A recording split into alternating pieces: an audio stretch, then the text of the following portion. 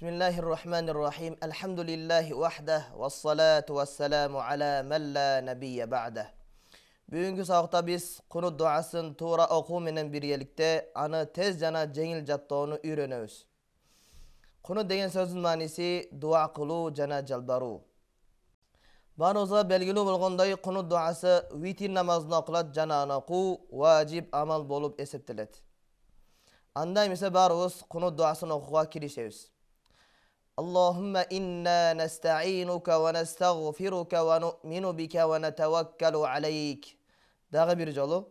اللهم إنا نستعينك ونستغفرك ونؤمن بك ونتوكل عليك ونثني عليك الخير ونثني عليك الخير نشكرك ولا نكفرك ونخلع ونترك من يفجرك نشكرك ولا نكفرك ونخلع ونترك من يفجرك اللهم إياك نعبد ولك نصلي اللهم إياك نعبد ولك نصلي İyyâke sözündeki yatı başının taşdidini çağırу gerek.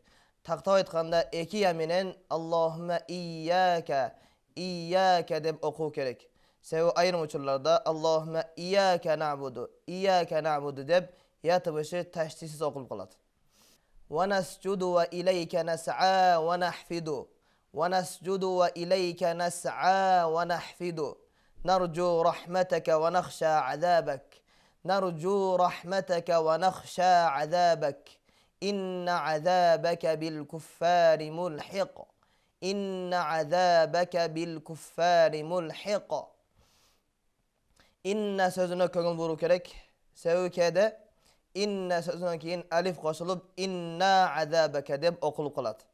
Oşonda ele mulhiq sözündeki qof tıbışı kede kaf tıbışı menen mulhik deb okulgan uçlar kezdişet.